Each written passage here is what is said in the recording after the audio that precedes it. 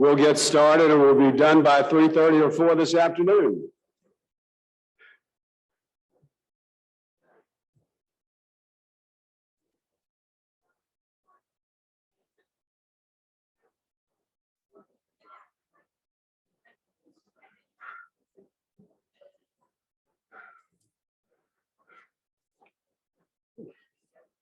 Good morning to everyone. It's so great to see all these smiling faces and all these old friends after all this time and young friends. And it's really wonderful to be here with you today. I'm David Donaldson. I'm president of the PARCA board this year. And on behalf of our entire board, I want to welcome you to this 2022 annual forum, Realizing Our Potential, a Plan for Reading and Math in Alabama. In 1988, a group of civic-minded leaders led by former Governor Albert Brewer founded the Public Affairs Research Council of Alabama, PARCA, and they had a vision, and it was to create an organization of real impact, one that would have lasting beneficial effects on the state of Alabama. Their vision was that PARCA would become the state's preeminent trusted source for nonpartisan policy research and data analysis, that it would give leaders throughout the state the facts and the tools that they needed to keep Alabama rising. And we think that PARCA has really lived up to this vision. And one of the ways we pursue the mission is through these annual policy forums, which give us deeper dives into key issues that face our state. We learn, we can find out what we don't know, and we can do something about it, and we can test our assumptions. PARCA has hosted annual events like this one for more than 20 years. Some of you have been to probably all of them. And even in 2021, we met virtually, and we had quite a successful event, but it's really great to be back together again here. I think we all can agree that the issue of education in our state is as pressing and challenging as any issue. Much of PARCA's work focuses on education, from evaluating summer learning programs to working with local school leaders to large-scale projects such as the one that we're doing right now with the State Department of Education, a multi-year project. And thankfully, there are many, many great organizations in this state that are also focused on education. A+, the Business Education Alliance of Alabama, the Council for Leaders in Alabama Schools, the Alabama School Readiness Alliance, to name some, professional associations, school foundations, and companies like my former company, Vulcan Materials, that adopt schools, in Vulcan's case, 36 in this state, several hundred nationwide. And then right down to the individuals who volunteer in classrooms. And no doubt we all bring our own views to the question of how students should learn and how teachers should teach. But our speakers today are going to challenge what we think we know about the act of learning and the art of teaching. Experts in reading and math, a classroom teacher, state education leaders, and 2 state superintendents will explore the science of reading, the substance of the state's Literacy Act, and new ways to think about and teach math. We're going to hear from Alabama's Superintendent of Education, Dr. Eric Mackey, and from his counterpart in Mississippi, Dr. Carrie Wright, as they engage in a frank conversation about education challenges in our states, the solutions they're implementing, and what we can learn from each other. It's going to be an enlightening and I hope enlivening morning. Now I want to welcome to the stage PARCA's Executive Director, Ryan Hankins. Ryan's going to set the table by providing some additional context and information for today's discussions. Ryan and the PARCA staff do really great work every day, and they've certainly done great work in putting together this forum today. Please join me in thanking Ryan and the PARCA staff and in giving Ryan a warm welcome.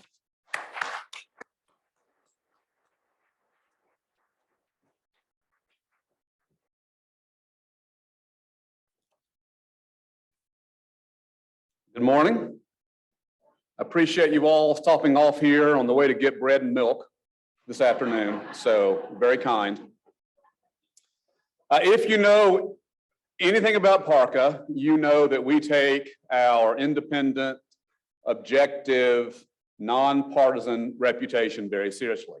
That has some real world implications about what we do and what we don't do. Some of those you see, some of those you do see. One of the ones that you do see is this podium. If you've been here recently, we've spoken from the left. This year, we're speaking from the right. Next year, we'll speak maybe in the middle. But we thank you all for being here and appreciate you investing your time with PARCA. So I'm going to talk with you about what I am calling and setting up for us a education in Alabama, a once and future success story.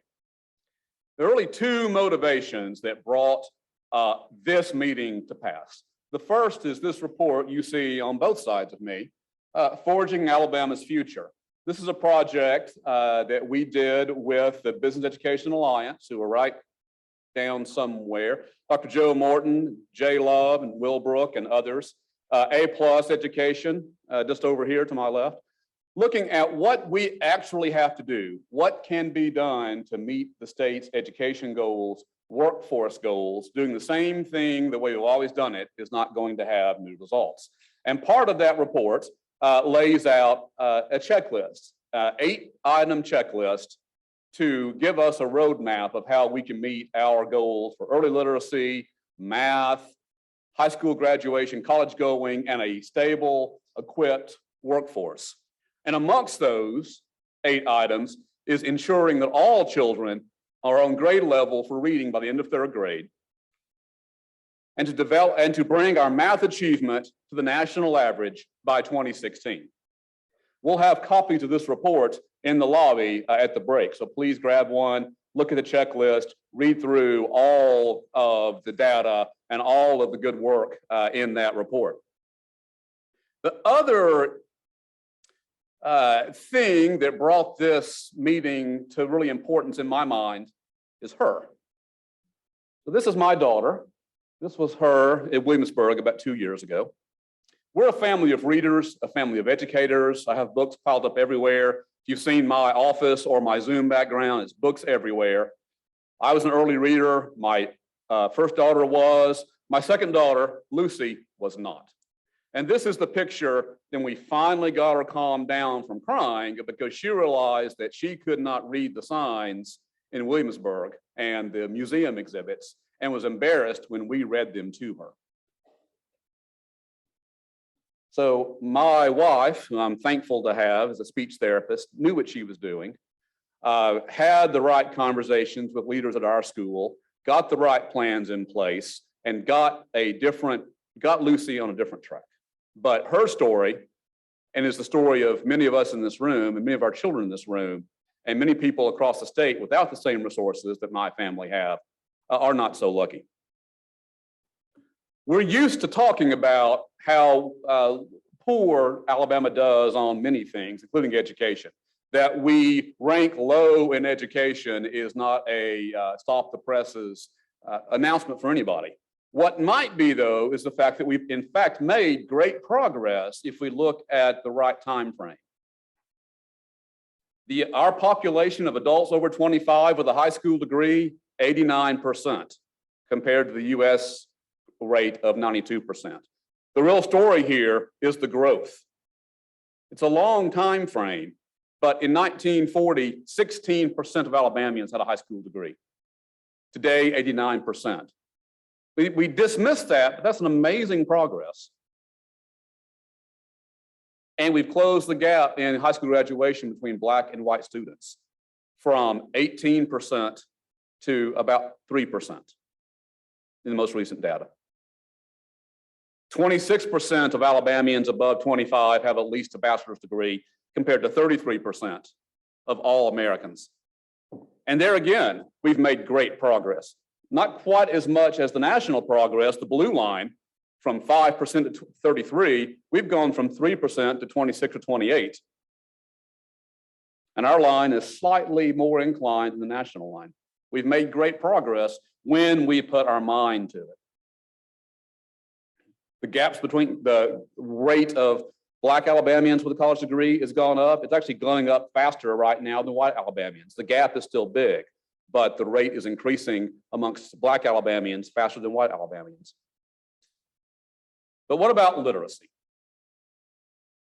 When we look at literacy at a national level, this data tells us that the light blue bar, 50% of Americans read at a level 3 or above. Well, what's that mean? That means a good functional literacy for adult functioning in the world. Only half of Americans are at that level or above. Alabama, we're about 47th on that same measure. We're about 38% of Alabamians read at that top level. When we look at reading data with our children, we look most at the NAEP, the National Assessment of Education Progress, a test given to a random sample of students all over the country, random schools, random students, and those students are randomly given a math or a reading assessment every other year. This is the only metric we have to compare state against state performance. We look at this NAEP data, and we see in 1998, we began to plummet. This is 1998 to 2005. You see the blue line at the top is the national average. There's our red line, and it's literally a red line. This terrified us. So at the state level, we developed the Alabama Reading Initiative. We're going to solve this problem. We built a program early this century that was focused on K-3 reading, an influx of state money. We put reading coaches in every school in the state, reporting back to the state, focusing on K-3 reading. We put regional coaches around the state to support those classroom-based coaches, extensive professional development. We poured money into the program from zero in 98 to $82 million of state and federal money in 2008. We were recognized nationally for the results that we had. Study out of Fordham, looking at the innovations that were happening in ARI. Other states came to replicate that model, and the data followed. Look at our red line now from 1998 to 2011, where our average reading scores surpassed the national reading scores in 10 years. With Alabama teachers and Alabama money and Alabama students and things we knew how to do, we set our mind about it and we did it. Now, if you were here back in 2019, 2020 perhaps, you heard Neil Lamb talk about one of the challenges that we have in Alabama policy, which is we don't really implement programs. We spend money, we get a new idea, we start it, but we don't put the money into it. We don't train the staff right. We don't implement the program. Then we wonder why it works. It does not work. ARI is the exception to that. We put the money and the resources into this program, and it worked. So then we did the other thing we do sometimes. We happened to implement, we saw it was working, so we blew the whole thing up. Partly we had a downturn. Partly we lost federal support in the recession. Partly we were trying to balance our books, but we began to unwind the program. It was working so well, we began to take it apart. Such that by 2018, our funding was down to $41 million. In 2018, you can compare. And we, at 2008, focused on solely K-3 reading. By 2018, K through 12 reading. Federal funding in 08, 18 million, down to 0. State funding, 64 million, down to 40 million. We had 57 regional coaches. By 18, we had 0. We had 902 school-based coaches. By 18, we don't know. We don't know because many of them are still out there, but now we don't know what they're doing. We don't know, the schools had more flexibility. So some coaches are still coaching reading. Some are coaching K-3, some are coaching K-12, some might be teaching science. We don't really know what's happened to the reading coaches. and the NAEP scores followed. So we surpassed the national average in 2011, now down to, I believe, 48th in 2019. The NAEP is happening right now. So in the fall, we'll see what's happened in this latest iteration. So in 2019, 28% of our fourth graders read at proficient levels, and 24%, 1 in 4 of eighth graders read at proficient levels. It's hard to build a 21st century economy on those numbers. Meanwhile, Mississippi. Mississippi actually had less money to invest in reading programs than Alabama did. Mississippi did, however, have stable leadership at the superintendent's office, consistency in that office that we've not enjoyed, a more stable assessment. In the time that Mississippi has had one assessment, we've had 4. And they looked across at Alabama and liked what they saw in our ARI program and some other innovations around the country. And they developed a literacy act based largely on what we had done. And the results followed. So the blue line is the US, the red line is Alabama, the green line is Mississippi. And as we were going down, they were going up. So in 2019, when we were 47th, Mississippi tied the national average in reading. That's in large part why we have Dr. Carey Wright with us today. So now we're looking at the Literacy Act. If you know anything about that, you might know about retention, which is number 8 on this list of things that are about the act. It reinvigorates ARI. It requires early and consistent screening of all students, new approaches to reading instruction, tiered support, so schools that need more support get more support, extensive professional development, investments in before school tutoring, after school tutoring, summer learning, and also retention, which is part of it, but kind of is not the thrust of the bill at all. All the bill is about getting us away from that, so that's never a conversation. We've put money back into ARI. Now we're back up to 80 million in the FY22, just about where we were at its peak. And again, retention is not the point of the act. In fact, this explains how that works. There's a belief that you're bopping along through 3rd grade and all of a sudden you get 1 point lower on the test and you're back in 3rd grade again next year. That's not at all how it works. The idea is that we are identifying at-risk students in kindergarten and working with them from kindergarten so that this is never an issue. But when that child's in 3rd grade, when they take the ACAP, our end of the year assessment, if they score benchmark, they are on to 3rd grade for 4th grade, all else equal. But if they don't score, then there's supplemental assessments that we can look at. And if they meet those thresholds, they're on to 4th grade. But if not, there's a reading portfolio of their complete work in literacy over the last couple of years. And if that meets an evaluation, they're on to 4th grade. But if not, is there a good cause exemption, disability, dyslexia, some other reason that they are struggling? And if so, they may be on the 4th grade. The point of this is there are lots of checkpoints. And the idea here is to give a child and a family every opportunity as early as possible to succeed. I mentioned the ACAP. Last year, 23% of 3rd graders did not meet that first threshold. So in theory, 23% of our 3rd graders would be potential at risk for retention if the act were fully in effect right now.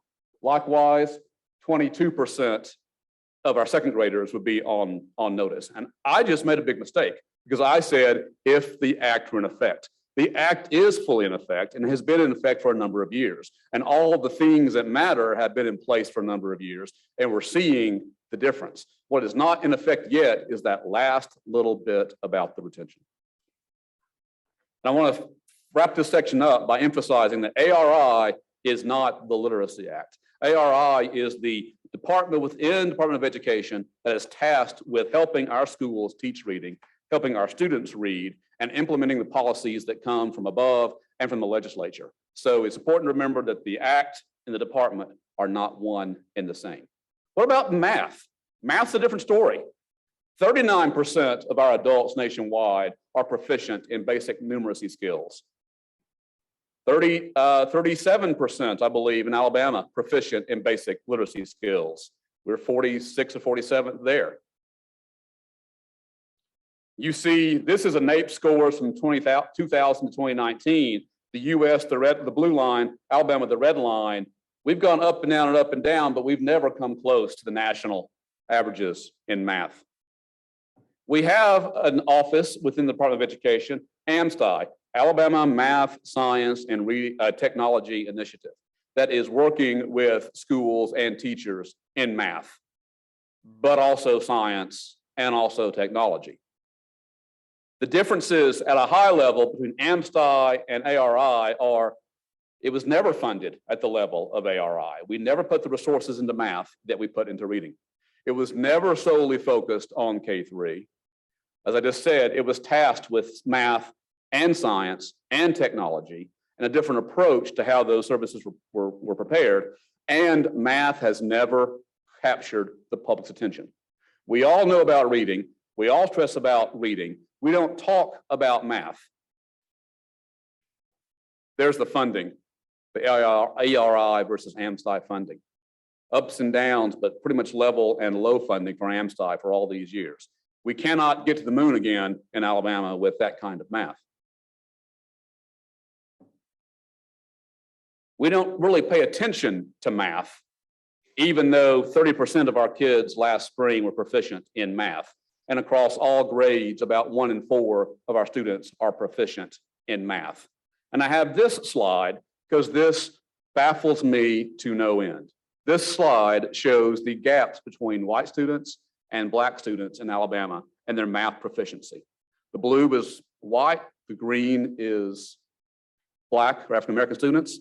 11%, 7%, 9%, 4% of our 8th grade black students were proficient in math last year. And why we're not outraged about that, I don't know. But we obsess about literacy, as we should, and we don't pay attention to math. AMSTI, in its new iteration, is seeking to change that narrative. I wrap up this presentation going back to where I started, this report on forging Alabama's future. The two other checklist items I'll bring out are the goals to raise our labor force participation rate to the national average. Pre-pandemic, we were last in or 49th in the country in the amount of adults working or looking for work. We can't build an economy if people aren't in the economy. And secondly, the construction of a longitudinal data system. This is the system that will allow our policymakers to put all these pieces together, see what's working, what's not, and how to fix it. I've been at PARCA 5, 6.5 years, and this data system has been 6 months away my entire tenure. We have the money, we have the know-how, we don't have the will where it matters to literally connect the dots to make that system work for our state leaders.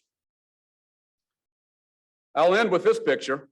This is my daughter about 3 months ago, when after the interventions, or not after, she's still doing them, during the interventions, during work with letters trained teachers and new curricula in reading and in math, she scored, her assessment went up by 50 points, which is not supposed to happen. That was kind of a big deal in the class and in the family. And this is her celebrating with her obligatory milkshake in the car, because she knew that she could not do something and then she could.